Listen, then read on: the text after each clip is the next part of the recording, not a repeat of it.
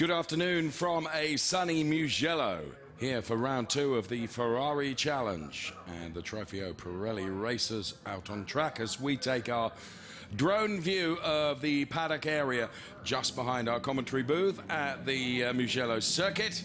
And there is the view on the grid live in the glorious sunshine with just a little bit of breeze to aid cooling for those of us that are not strapped in to the 458s. It is the second round. We're here in Mugello, having been to Monza and still to come Hungaroring, Paul Ricard, Imola and Valencia. All the information at CorsaClienti.com. Of course, there is one event further to that you saw on the calendar there, that being the Finale Mondiale, big festival of motorsport and all that's great in Ferrari. That to come right at the end of the season. Date and venue to be confirmed. So, the TropheoPirelli drivers that are out there gridding up at the moment on this 5.2 kilometre circuit here at Mugello have had one race over the course of the weekend. This is their second, and the first race was an interesting affair, to say the very least. All the information, CorsaClienti.com. Today, the grid set with Bjorn Grossman on pole position and Florian Merckx alongside him. Air temperature 27 degrees, track temperature 37, as you can see. Bit of harmless high cloud there, but the weather conditions here in Mugello absolutely glorious.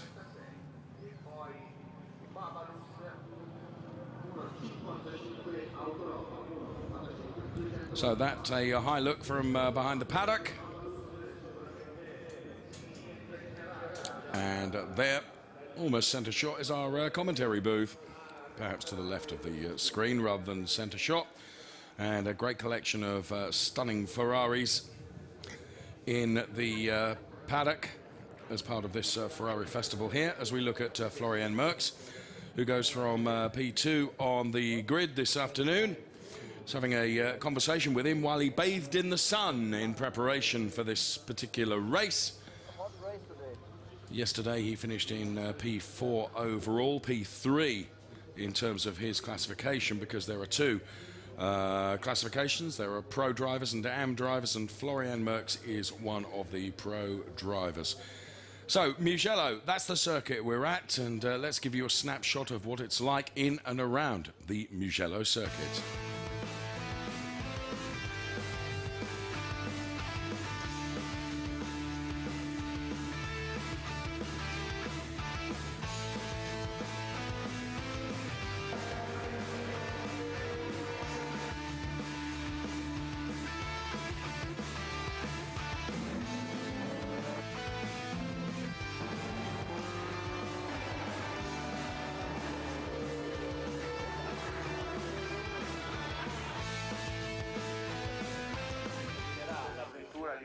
So the spectators enjoying the glorious warmth here in Tuscany, ready for this TropheoPirelli race 2 of 2 across the weekend. It is the second round of the Ferrari Challenge as we look at the car of David Gosner, this Thomas Gosner with his head in the, I think that's Corinna Gosner in there as well. Just wishing well to their family member that represents the family in the TropheoPirelli series, that being David Gosner.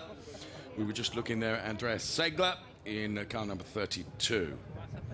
So it's Grossman, Merckx, Gosner, Segler, then it's Tommaso Roca, then it is Babalos that goes from P6 on the grid. Babalos, of course, using that pseudonym, Matteo Santaporte. Babalos was very lucky for his father in his racing career, so he's adopted the same. Okay, good luck. Andreas Segler being wishing good luck, the Style F Squadra Corsa driver. You don't need this. And a glider being towed in the sky. Beautiful to see. Tommaso Roca then, the Rosso Corsa driver. Been on the podium. And he is going from P5. So I mentioned just yesterday the Race 1, which was full of incident and action. Well, see for yourself. Here are the highlights.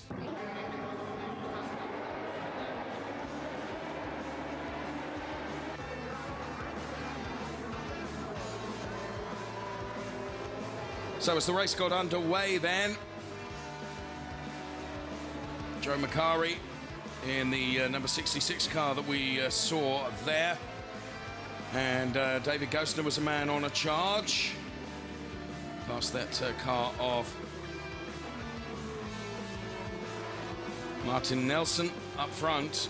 Babylos being nerfed out of the way just a little by Bjorn Grossman, and then Dario Carzo taking advantage of the skirmishes between these two.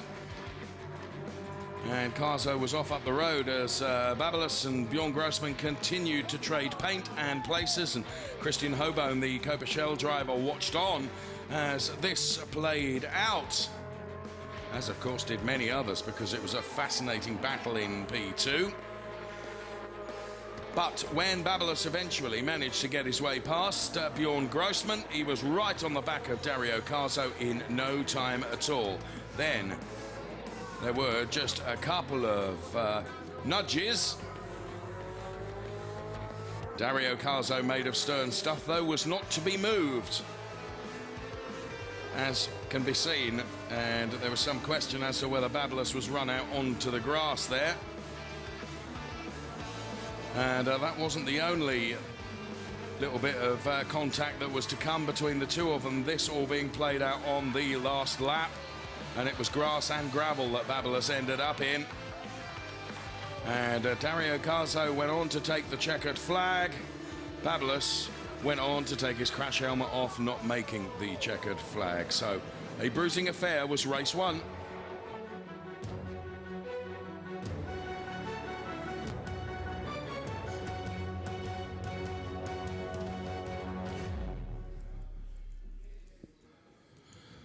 And just being told by my colleague Nico alongside me that Matteo Traporte Babylos is not on the grid. And from our vantage point here, I can't see the car lined up in the pit lane either, so it's not going to be a pit lane start for him. So, his P6 position on the grid, as we get the grid for you now in full. Grossman from Merckx, then Gostner and Segler. Those are the first two rows. It's Octane 126 versus Baron Service. A little inter-team battle there in the front row. Then it's Tommaso Roca. Then it should be the Autoropa driver Babylos, who is missing. Then it's Alessandro Vezzoni, and Dario Carzo was lining up right behind Babylos on the grid, following the skirmishes yesterday. Then it's Joe Macari for Stylev Squadra Corsa. Then Alexis Di Bernardi. Martin Nelson, the Autoropa star in P11 with Maxim Lukinov. P12, as to our left of screen there is Philip Barron, who is the team boss of Baron Service and himself a champion as the Manuela, and Corinna Gostner, short attired, following their Copa Shell race, make their way down the pit lane, having wished David Gostner well.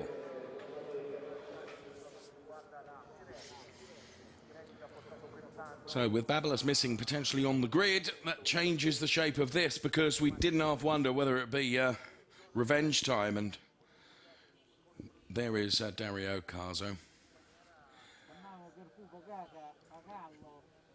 So just being told by control that Babylos is on last position, lining up right at the back of the grid, because he asked to change the tyres before going to the grid. And sure enough, there is the 55 car. So he has a lot of work to do. Already the team have done a lot of work, as you can see, repairing the front end of that car, which you may have noticed the front end of that car in the rear end of Dario Carzo's in race one. So Babylos starting from the very back of the grid. Not beyond the realms of possibility that from the back of the grid he could be on the back of Dario Carzo in not very many laps' time, if he can get past Lukinov, Martin Nelson, Alexis Di Bernardi and Joe Macari. Heavens. The excitement mounts for what is going to be a fantastic race too, I feel sure. The way they look in the points at the moment is Babylos actually starting from the back of the grid leads on 54 points, with Dario Carzo P2 on 38. We're on board with Tommaso Roca, the Rosso Corsa driver. As we look at the David Gostner car, which is directly ahead, the safety car has been released for the start of the formation lap, and in just a few seconds' time, the cars will be released also. There is the Hublot safety car as it makes its way around this 5.2 kilometre circuit here in Mugello. Hublot, the official timekeeper of the Ferrari Challenge, and all the information, of course, at that website, corsaclienti.com, as we hear the roar of the 458s as the cars are released now on their formation lap. Certainly in conversation with Florian Merckx, who's starting from P2 just ahead of the race. He was looking forward to this one. It's fair to say it's not a packed grid. There's 12 cars out there, but trust me, the entertainment value with 12 cars will be very, very high indeed, as indeed it was yesterday. Social media is available to you with regards to Ferrari Challenge. All the information on screen for you right now. Urge you to be part of the Ferrari Challenge. As we see Dario Carzo and Joe Macari through on camera. Dario Carzo there, the all-blue machine of Joe Macari, being followed by Alexis Di Bernardi, the Luxembourg-based driver. Pirelli uttering their final instructions. Tyre degradation going to be crucial in this race, with track temperatures high. We're on board with Dario Carzo, who we have a great relationship with, despite the fact he speaks not one word of English. Andreas Segler looking backwards. Just a wrong selection of gear there, I would have said, just for a moment, for the Stylev Squadra Corsa driver. And there is Martin Nelson, who was saying to me in Turkey last year, because of the livery that Auto Europa choose to run on their cars, that they were absolutely hounded by Turkish football fans. One of their leading teams compete in the same colours, and subsequently that Ferrari found favour with those. We made our visit to the Istanbul Park circuit last year, which was a highlight on the Ferrari Challenge calendar. Calendar is always good and involves some trips to fantastic locations. Of course, the very grand Finale Mondiali last year in the Middle East at the United Arab Emirates Yas Marina circuit in Abu Dhabi. We wonder where Finale Mondiali will be this year, to be revealed, both date and venue to come. Keep an eye on the website at corsaclienti.com for all the information. So marshals on the left hand, the right hand side of the track tell the drivers to grid up, and the safety car will peel off, and then it will be down to the front row to control this formation lap up to the lights. And you can see how keen David Gosner is. Right in the boot of Bjorn Grossman, almost. We'll throw the lights to the top of the screen for you on the left-hand side. There they are. 35 minutes of hot rocking Ferrari race action to come. Keep an eye on David Gosner. He's looking very, very keen as the lights go green. Let's go racing. So David Gosner then, is he going to get into P2? Dario Carzo's also on a charge too. And Florian Merckx is on the outside. Babylos also driving well too. And I think Gosner is sliding into the side of Florian Merckx. And Florian Merckx is just able to nip into that P2 position, which is from where he started. Dario Carzo on an upward spiral, as was expected, and is already in P5. It's Grossman, Merckx, then Gosner and Alessandro Vezzoni, who had a fantastic race yesterday. So Babylos already up to P6 as Carzo shuts the door on him. Bear in mind, these two were warring factions yesterday. What can we expect from them today? Much of the same, I suspect. They are side by side. We go on board with Dario Carzo, and Babylos has gone through. Carzo will not like that. There is Joe Macari tracking behind Martin Nelson at the moment. Andreas Segler and the number 97 car of Tommaso Roca. And there was Babylos around the outside. Of course, early stages of this race, got the tyres up to temperature and got maximum grip available to him.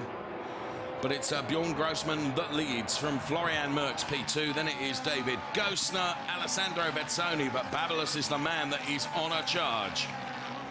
Alexis Di Bernardi running down there in P11 at the moment, and Maxim Lukinov P12. There's Dario Carzo then, who at the moment is P6, and truthfully isn't able to hold a candle to Babylos and the pace he has, as Babylos is right on the back of Alessandro Vezzoni now.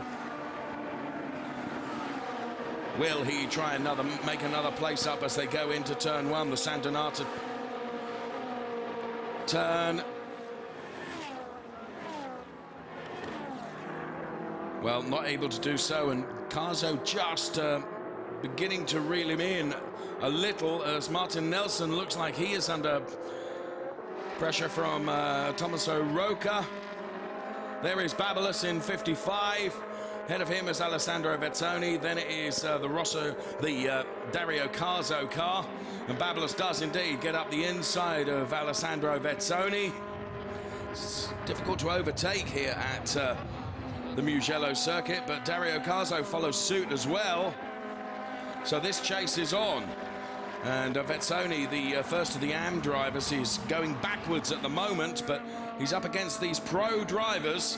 And Carzo has got past him, and this is how he did it, on board with Dario Carzo.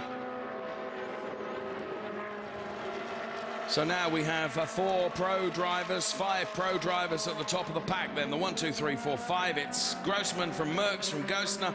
Then it's Babylos and Carzo. So all 5 pro drivers are in the top 5 places.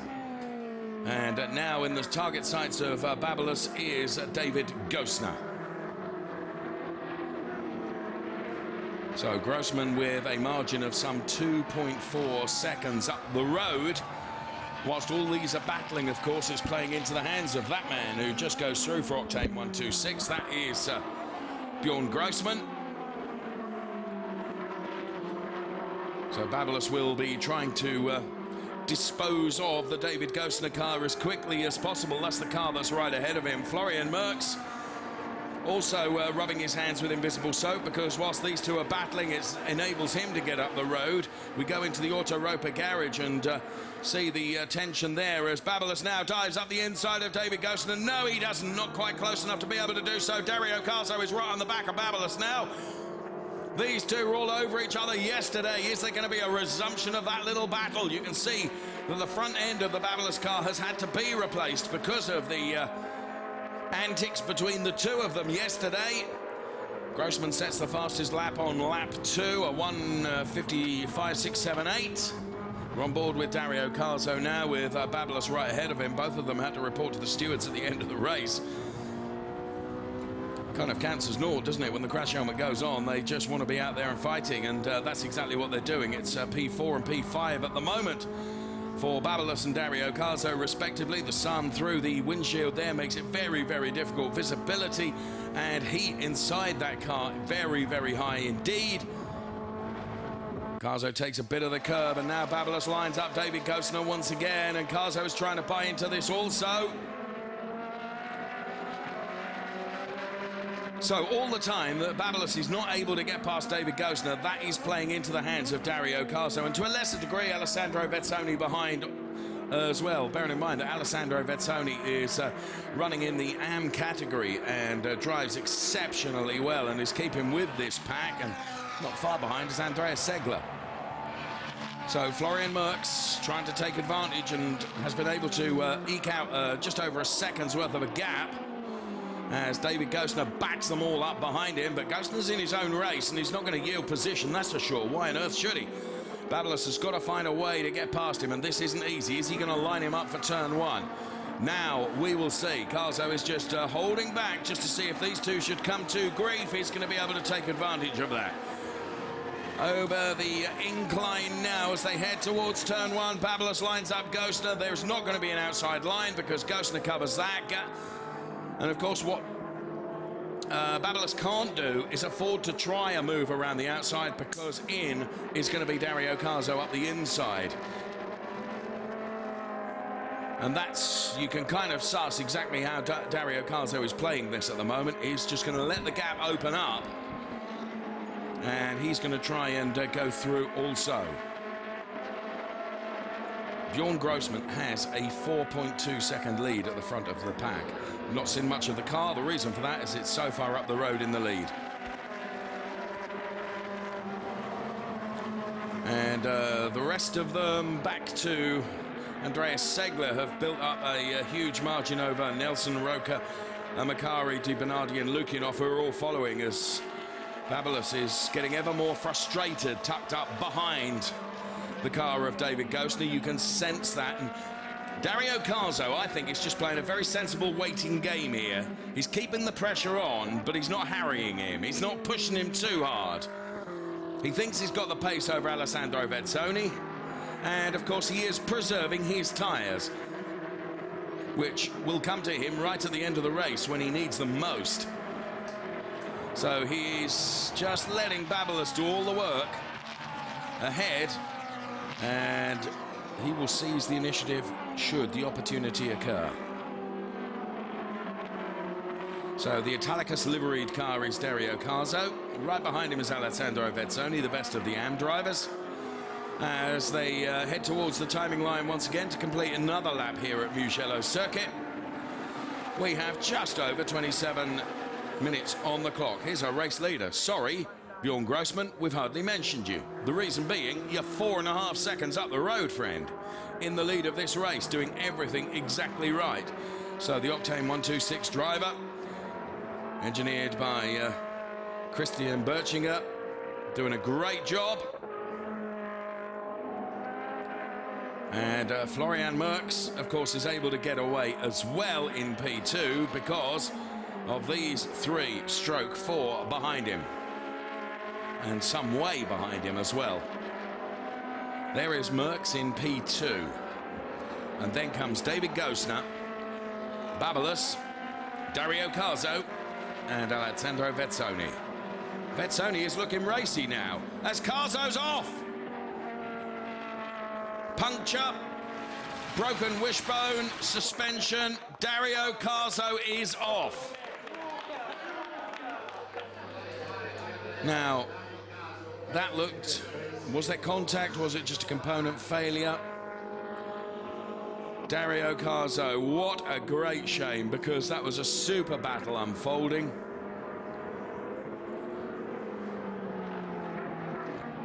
He's turned, hasn't he? He's turned in, and the car is going straight on. It's just pushing on.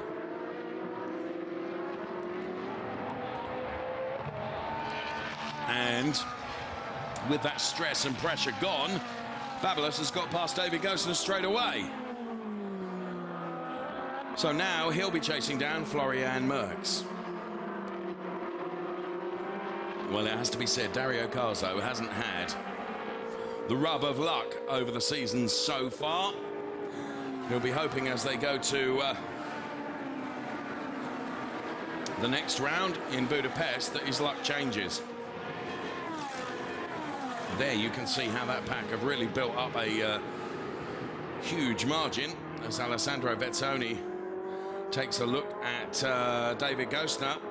Gosner taking a wide line, but he carries more momentum through there, which thwarts Alessandro Vezzoni. This is how Babylos got past David Gosner. Well, again, it wasn't without a touch. But he does go through. He rotates David Gosner's door mirror. And now he's charging after Florian Merckx. And Gosner is under pressure now from Alessandro Vezzoni. So there are the standings. In the pro category, it's Grossman, Merckx, Babylos and Gosner. And in the AM category, it's Vezzoni, Segler, Nilsson and Roca. Alessandro Vezzoni, the best of the AM drivers. Gosner is just getting a bit ragged. Still have, well, we've only completed just 10 minutes of the race. 23 minutes and counting to continue. However, out is Dario Carzo. I think that was at the Cervelli turn at turn 7 where we lost Dario, where he just went straight on. Turned in, but the car was not for turning. Battle for P3 in the AM category is between Martin Nelson, Tommaso Roca and Joe Macari. Joe Macari driving for the Style F Squadra Corsa team in that distinctive all-blue car with the joemacari.com logo adorned. London-based Joe Macari, who last night was trying to persuade to commit to a whole season of Ferrari Challenge. Whether he does remains to be seen. Grossman's fastest lap Our race leader came on lap 2, a 1:55.678. His last lap, a 1:56.158. And Babulous is the man that sets the fastest, or is fastest out on track at the moment with a 1:56.076. There he is in car number 55. He is the fastest car out there and is gradually bringing that gap down to Florian Merckx. Alessandro Vezzoni is still tucked in behind David Gosner and hasn't been able to find a way through. And in fairness, Andreas Segler has not been able to encroach still much further on Alessandro Vezzoni because these two are driving at such a rapid pace. Here comes the P7, 8 and 9 round-up, but it is the battle for third position in AM because we have pro drivers and AM drivers racing together, and these are all AM drivers.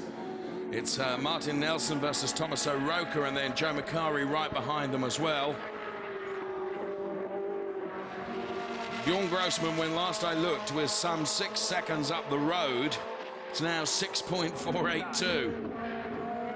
The man is untroubled up there as Tommaso Roca just took a sneaky look up the inside of Martin Nelson. There was nothing doing as Joe Macari now senses the opportunity to be on the back of Tommaso Roca.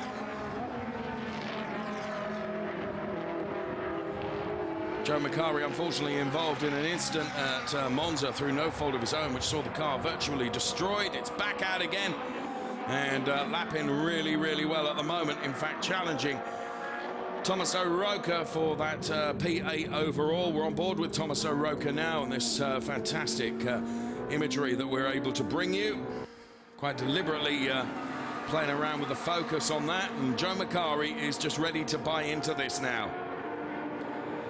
So as they head up towards turn 1, Martin Nelson got it all his own way. Joe Macari dives to the outside. Will he go for the switchback? Looks up the inside. Tommaso Roca is going to close the door, I feel sure.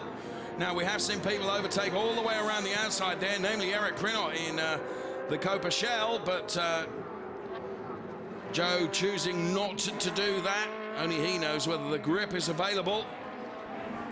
Well, Vezzoni has got past David Gosner. And Vezzoni now runs P4 overall, but P1 in the AM category, and David Gosner is going to have Andreas Segler for company now. Doubtless we'll see a replay of how Vezzoni did manage to get his way past David Gosner. And Grossman now is 7.5 seconds up the road, with 20 minutes of this race remaining. So Merckx and Babulous, well, they're a couple of seconds apart still. 7.6 plays 9.578 in terms of the gap. And looking at the lap times, they're almost identical between Merckx and Babulous. So Babulous struggling to make any headway into the Florian Merckx battle. But just watch this man here, the AM driver, Alessandro Vezzoni, who's going to be trying to head up towards Babulous now. Now he's been released from David Gosner. You can see just how far he's been able to make some progress as he lights up the front discs on this phenomenal 458 Evo car. The 4,400cc mid-engine Berlinetta, fantastic machine as Andreas Segler lines up David Gosner now. So Gosner really under the cosh at the mo. Segler goes for the outside as they go the small little uphill section before they reach the right-hander, which is turn 1. He goes to the undercut now. Gosner's going to shut the door, which he does. Is he going to run a bit wide, allowing Andreas Segler through? We didn't see. Meantime, here's our Octane 126 race-leading driver, Bjorn Grossman. Driving like an absolute demon with 8.1 seconds advantage over Florian Merckx, who is P2. Can't even see them together in the same shot, so large is the gap between them. Meantime, Joe Macari still lining up, Tommaso Roca ahead. And this is all great news for Martin Nelson whilst those two are battling behind him. Martin Nelson is okay. P3, P4 and P5 in the AM category. We go on board with Tommaso Roca then. Hugs the curb. Kisses the curb on the right-hand side. Now the downhill section where they increase speed, heavy braking, turn in. Kiss the apex on the left-hand side as they head up now towards the Biondetti through Corinteo first of all, and then it's the Biondetti chicane that they go through right now before heading to the Bucin turn, which is the final turn number 15 here on the Mugello circuit. And again, Joe Macari looking really racy behind Tommaso Rocca, who's having to defend very hard. Get the impression it might be when, not if, Joe tries to find a way. So again, they all head up the start-finish straight. Grossman elongates his lead by another couple of tenths.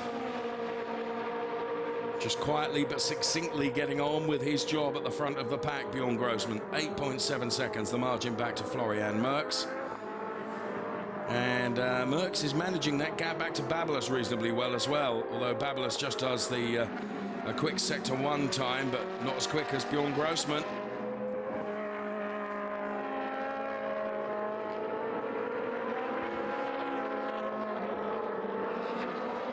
In the AM category, we continue to watch these three. And the gap between Tommaso Rocca and Joe Macari seesawing over the last few laps.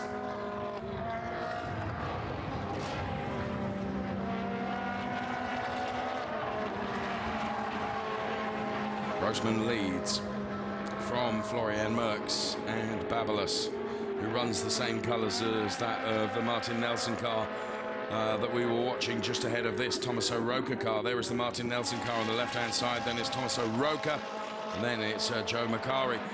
It's the battle for P7, 8, 9 overall, but in the AM category it's P3, 4 and 5. We're on board with Tommaso Rocca. So there you can see the big wing, which is part of the Evo kit on these cars. As under braking, Joe Macari gets right on the back of the 458 of Tommaso Rocca. It's now that Tommaso Rocca can ill afford to make any errors as through the chicane they go. Joe looking really racy here and keeping the pressure on as Joe dives up the outside now. Will try and undercut on the inside, but isn't close enough to be able to do so. Take a tight line out. Tommaso Rocca carrying enough momentum around that final Buccini turn. The live gap between them, it's going to be just a couple of tenths. Well, it's actually 4 tenths. In fact, 4.85 tenths between this man, Tommaso Rocca, and Joe Macari.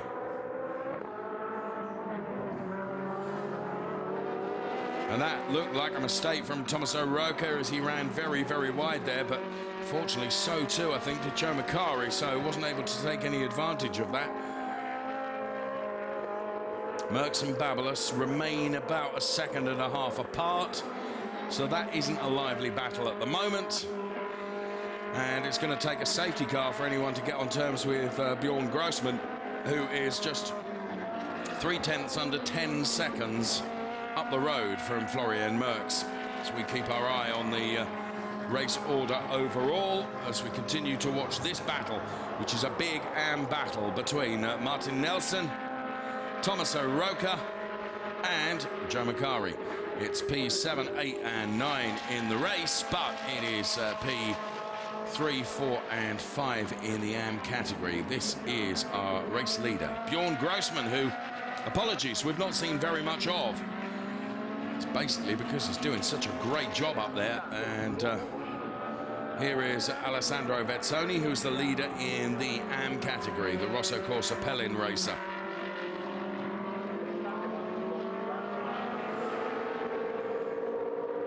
Right, this is Florian Merckx, who is currently P2 as he crosses the timing line now. Well, the gap is coming down between Florian Merckx and Babylas, but not by any meaningful amount. He's taken tenths out over a lap, isn't he? And Florian Merckx there in car number 88, being engineered and managed by Philippe Baron of Baron Service, himself no slug when it comes to Ferrari Challenge racing. He knows the score, and the advice that he passes on to Florian Merckx is going to be valuable. However, there you can see over the last 3 laps, the gap has come down, and inevitably Babylos is beginning to reel him in just a little, but Florian Merckx continues to drive at a very, very rapid rate of knots. I just wonder whether Florian Merckx, who's not had to battle as much, whether he's going to have more life left in his Pirelli tyres, and Babylos is really going to be struggling on his because of the battles he had all the way from the very, very start of the race. Just the tyre life might come into this. What have we got? 12.5 minutes left to run. Margin between them is 1.22. Just think that Florian has got this all relatively under control.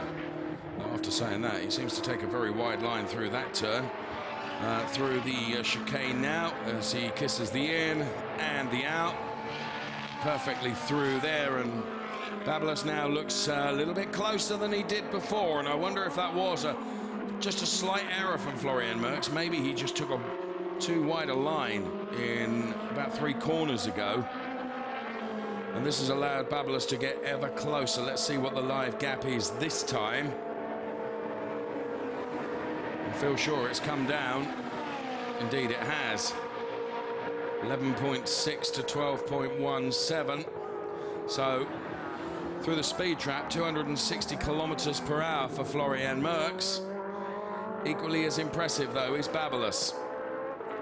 Now he's in a podium paying position already, and there you can see 6/10. That's a big, big margin.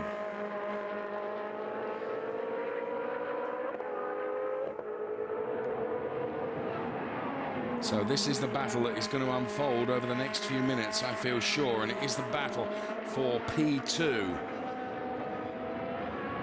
So it was 5/10 through the last sector. And when next we pick up the timing screen, we'll see what the gap is now.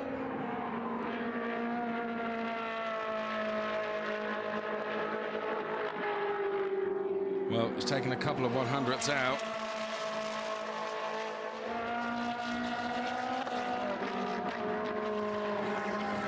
Meantime, this is Martin Nelson and Tommaso Roca. Battle for 3rd position in the AM category. These two appear to have got away a bit from Joe Macari. Indeed so. There you can see Macari just at the back of the shot, who's not anything like as close to Tommaso Roca as he once was. Of course, you know, for lap after lap after lap, if you're driving really in the dirty air that is behind those cars, as Tommaso Roca just took a cheeky look there. Martin Nelson was having none of it, to be honest. So whether Joe has just eased off a little bit, ready for a challenge in the final 10 minutes of this race, well, we will shortly find out, because we have less than 10 minutes left to run us through the chicane they run.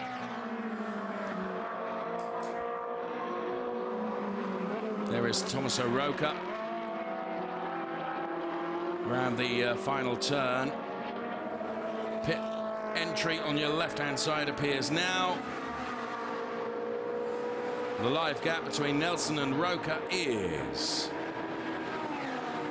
6/10.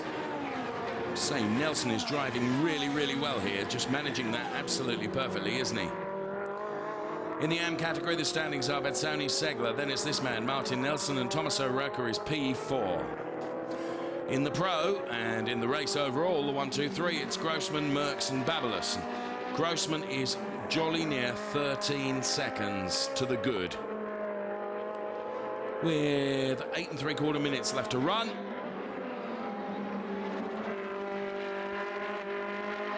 Fastest lap from Bjorn Grossman came on lap 2 of the race and has not been bettered since. This is Florian Merckx, who's currently P2. And Babylos now within 4/10 of him. So this too is going to hot up as we get towards the closing stages of this race. Florian Merckx with his hand constantly out of the window to try and get some air into the car. I think it was 26, 27 degrees air temperature. Be jolly hot inside those 4.58s. Through the final chicane, the Biondetti they go, heading towards the Buccini, which is the right-hander, the long sweeping right-hander. And whilst they're in that turn, to give you some idea, Bjorn Grossman has just crossed the timing line. And we'll get a live gap from Bjorn Grossman to Florian Merckx as he crosses the timing line now, 13.5 seconds. Bjorn Grossman driving every lap as if it was a quali lap. Extraordinary pace from that man. But of course he's untroubled by any battles and therefore is able to concentrate and focus fully on his own racecraft.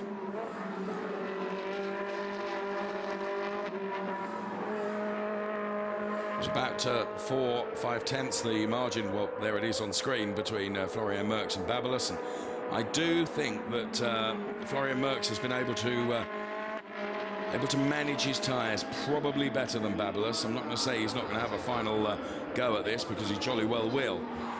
With lap times of 1:56, what have we got? Maybe 3 more laps in this race, perhaps 4.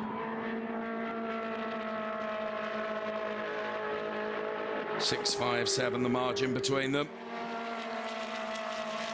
And here comes the live gap again as they cross the sector line. It stays exactly the same. It changes by 2/1000ths.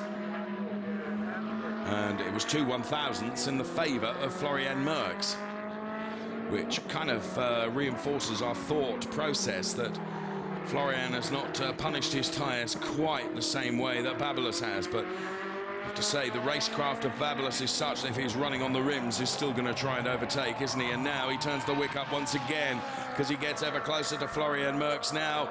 Florian Merckx is going to have to adopt a real defense strategy now because Babylos is ever closer. You can just see the front end of the car is not turning in quite as well as the Florian Merckx car, which I'm sure is down to the tyre degradation over this hot and humid race distance. So as they head up towards turn 1, I'm not sure Babylos is quite close enough to try a move here. Florian Merckx covers the inside line and some, though, to try and prevent that. And Babylos takes a look now, but isn't close enough. He takes a much wider line through there, hoping to carry more momentum, and perhaps that has worked, because that could be a huge mistake from Florian Merckx, because they are side by side now. Florian Merckx went really wide. There's contact, or is there, between the two of them? So now Babylos is right on the back of Florian Merckx. Florian having a fight with everything he's got as Babylos tries to edge his way through. Inevitably, that was a mistake from Florian Merckx, whose hand comes out the window once again, and Babylos goes through. In the event, it was quite an easy overtake for him. And now, in the garage, you can see the applause and the delight, as now he has got past him. He is flying. However, he is literally going to have to fly to pull in and reel in that damn near 16-second margin that Bjorn Grossman has. We are watching a great driver at work, that's for sure. In fact, we're watching 3 great drivers at work in Bjorn Grossman, Babylos and Florian Merckx. So this is where I think there might have been, maybe not, just a little bit of a love tap there, but that's all it was. And certainly after yesterday's incident, there's going to be no repetition of that, I feel sure. So there is Babylos, with 2 more laps left to run, as we have under 4 minutes.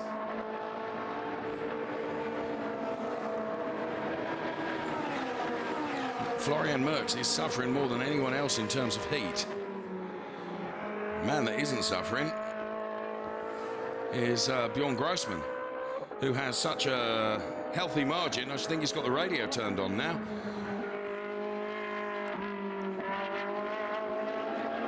Trying to think what his favourite band would be. Bjorn Grossman is German, so there's no telling, is there? We have 16 seconds to the good, he has. Bjorn Grossman. It's upset my producer alongside me. Bjorn Grossman, Babelis and Florian Merckx, the 1, 2, 3 as we look at car number 83. That is the car of Maxim Lukinov, who's in his own race at the back of the pack as well. But is P7 in the AM category, the SMP Racing logo on that 458. SMP Racing, of course, renowned as one of the leading race squads.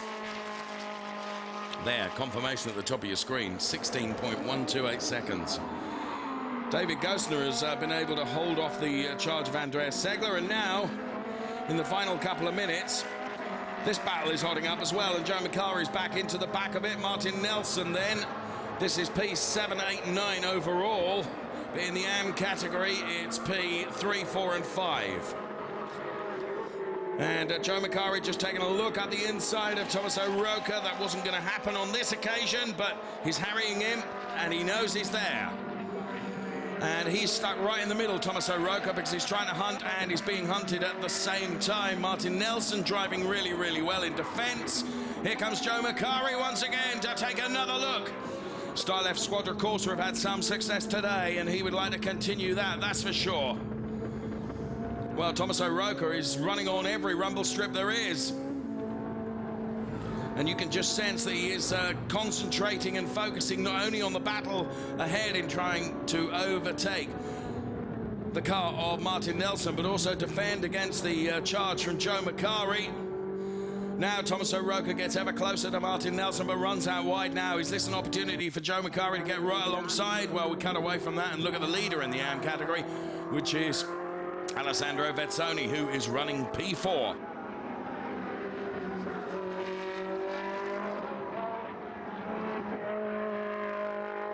As you can see, he's going to be untroubled by the P2 AM driver, Andreas Segler, who is ahead of the battle between Nelson, Rocca and Macari that we were watching just a few moments ago. Less than a minute left to run here at Mugello. What a fantastic race this has been. There is Florian Merckx, who for so long was P2, but now is relegated to P3. And Babelis has shown remarkable pace on tyres, which I should think are absolutely shot to bits. He has taken a little bit out of the Bjorn Grossman lead, but very little, because he's at 17.7 seconds to the good. So Florian Merckx then in car number 88 is P3. Here is our P2 driver Babelis. And bear in mind and spare a thought for Dario Carzo, who we lost in the early stages of this race, which is a great shame because it wouldn't have been even more entertaining if Dario Carzo had still been involved as well. This man is on his final lap. He has driven the most incredible race. Bjorn Grossman proving what an outstanding racing driver he is. The team, Octane 126, have engineered and delivered the perfectly set up racing car for him, and when he's out on his own, able to ply his craft untroubled by anyone else, it has proved just what a talent he is. Bjorn Grossman in the Ferrari Challenge for the entire campaign this season.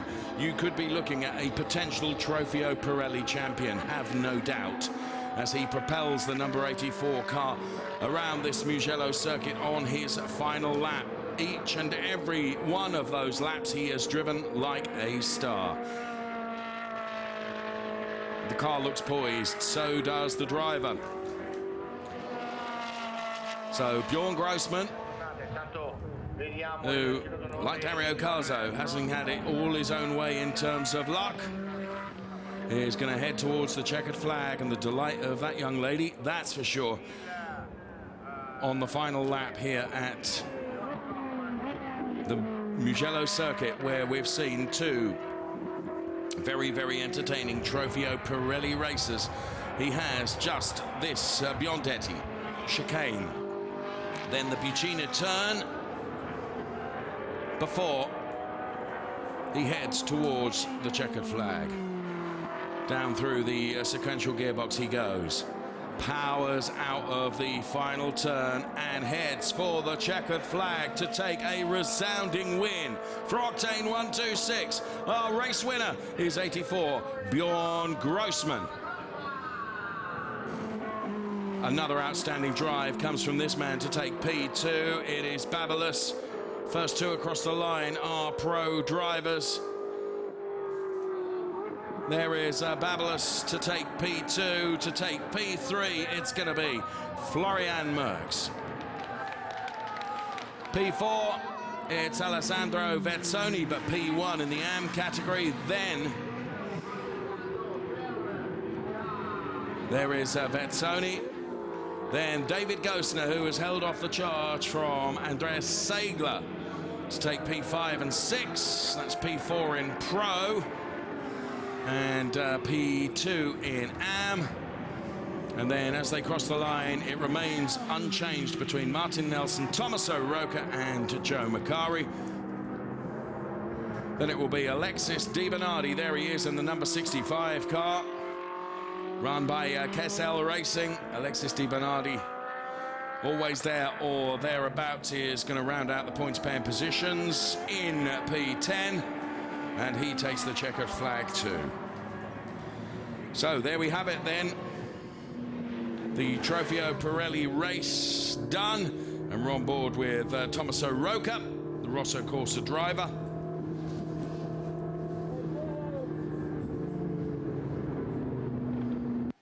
And Bjorn Grossman, absolute master in the pro category, no question.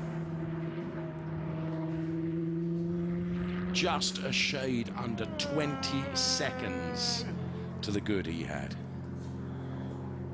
So everyone congregates around the Parc Ferme area to salute their drivers. The AM category winner is Alessandro Vezzoni for Rosso Corsa Pellin. Some pride for that team, who of course lost Dario Carzo. So there is Christian Berchinger, the boss of Octane 126, to the very left of your picture. Florian Merckx, well, did everything he could to hold on to that P2, but in the end, the challenge from Babylos was just too much for him. And credit to Babylos, who was driving it on tyres which I would have suggested would be vastly more worn than those of Florian Merckx. But there we have it. Pretty sure that's Bjorn Grossman's partner there. Indeed so. She's huddled into the middle of the Octane 126 team.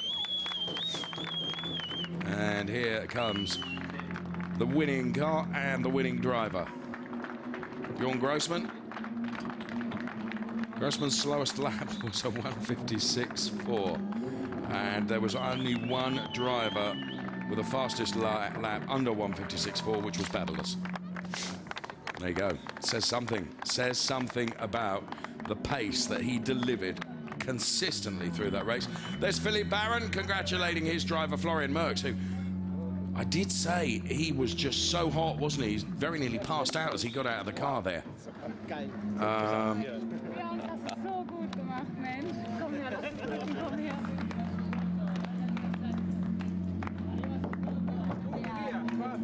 So Florian Merckx clearly suffering with the heat, and we did on a couple of occasions see the window with his arm out of it, didn't we, as he was trying to channel some air in. And there he is. Looks utterly exhausted, doesn't he? Embraces Philippe Barron. And there was the fantastic livery of that number 55 car. Well, she's pleased with his performance, and rightly so.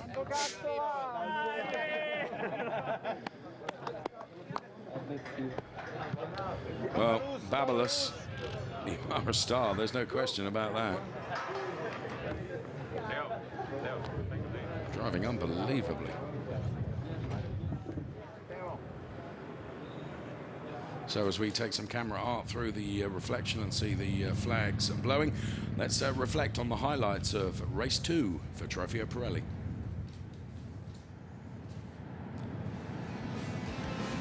As they headed towards the green lights, Florian Merckx just manages to tuck back into P2, and Bjorn Grossman is away up the road. Alessandro Vezzoni is the best of the AM drivers to show. And Dario Carzo was a man that made a great start, but it was all to come to naught as component failure meant that that car didn't turn in, and that was a great shame for the battle that was scheduled to ensue. Florian Merckx in car number 88 was under pressure from Babylos. But for lap after lap after lap, he resisted the pressure. There was battles throughout the pack as well, and in the AM category, it was Martin Nelson. Babylos gradually kept gnawing away at Florian Merckx until Merckx made a mistake and began to look a little ragged. We really think he was suffering from heat exhaustion problems inside the car.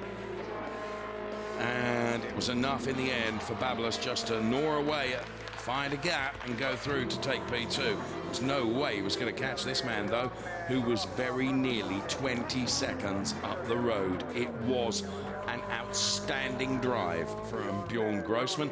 Man and machine in perfect harmony is an oft-used expression, but I think in truth, on this occasion, it was perfectly apt as his partner looked on to delight as Bjorn Grossman took a thoroughly well-deserved checkered flag.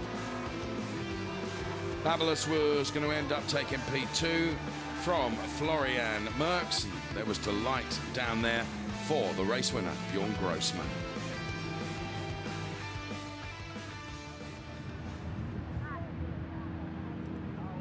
So we await the podium, and there will be two of those. One for Pro, one for AM. Grossman, Babylos, Merckx, Pro. Bezzoni, Segler, Nelson, AM. And that's where we'll be heading next to see the champagne moment up there on the podium.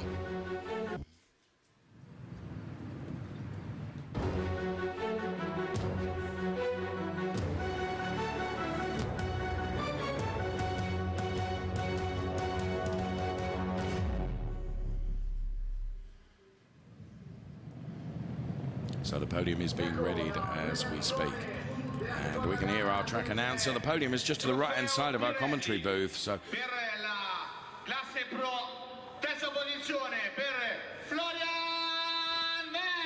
P3 then goes the way of Florian Merckx.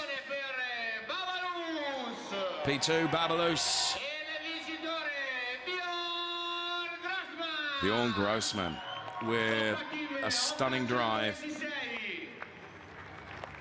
And there is, well, fleet of foot, Mr. Bertschinger from Octane 126.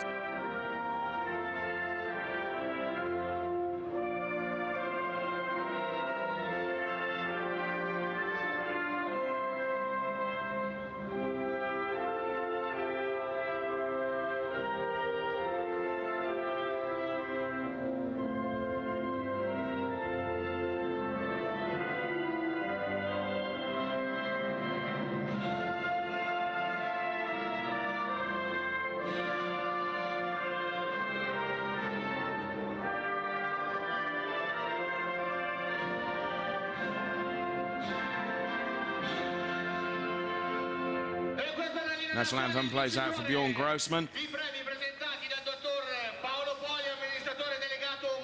And Paolo Poli, the Chief Executive Officer of the Mugello circuit. Sir, you should be very proud of your circuit. Extremely, extremely welcoming and clean and well maintained. It's a super circuit to come to. Makes the trophy presentation now to Bjorn Grossman, race winner.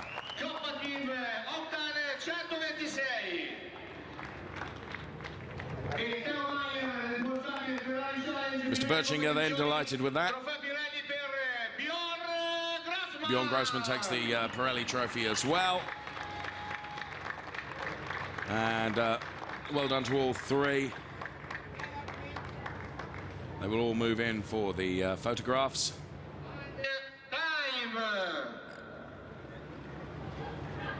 Once the photographs are taken.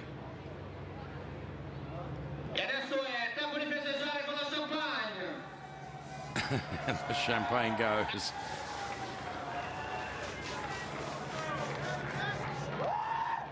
Oh, Florian's got his energy back now. And, well, the podium will be ready now for the AM category. Mr. Bertschinger, as I said, was fleet of foot on making his way onto the podium. He was just as quick to get out of the podium as well, so he didn't get slaughtered by champagne.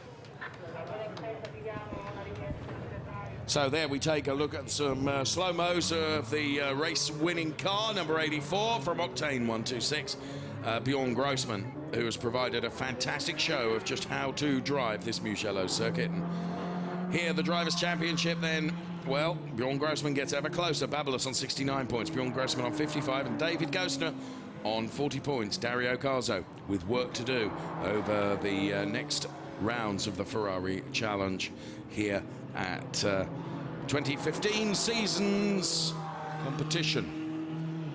It'll all come good for Dario Carzo, who really hasn't had the luck. I'm convinced of that, and we saw that with a component failure earlier, which took him out of the race. So it's going to be the AM category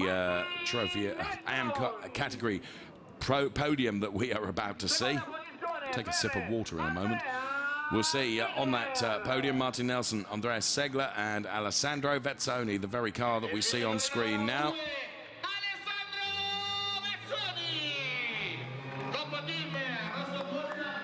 Now, he was mixing it with the pro drivers for most of the time and deserves much credit for that.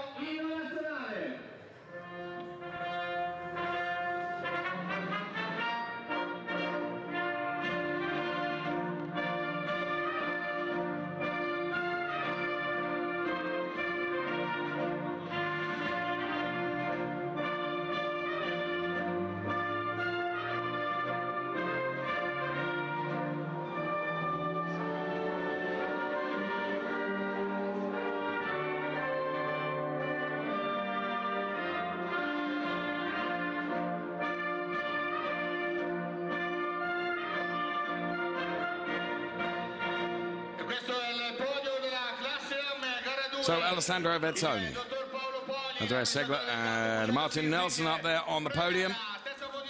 Once again, Paolo Poli, the Chief Executive Officer of the Mugello circuit, making the trophy presentations to very deserved P1, 2 and 3. Some great driving we've seen all weekend long from Alessandro Vezzoni, and haven't been too shabby from Andreas Segler and Martin Nelson either, to be fair. All of them there with their trophies. Still one more to come, of course. The team's trophy. And also there will be a Pirelli trophy presented too. And Alessandro Vezzoni receives that with great pride. And photographs to be taken before we have another champagne moment here at the Mugello circuit. Well, we've seen 4 phenomenal races from the Ferrari Challenge, as indeed often we do, and enjoy the champagne moment, and all of them pretty quick with that, and Paolo Vezzoni is the one that gets it. But there we have it. Victory to be had. It was a great podium, 4 great races, and more to come when we return, of course. The next event is Hungaroring, 26th through to the 28th of June. And that is going to be phenomenal. CorsaClienti.com is the website where you'll find out more. My thanks to Franco, Anna Maria and Nico alongside me as well. And we'll see you very soon for the next round of the Ferrari Challenge from Mugello. Bye-bye for now.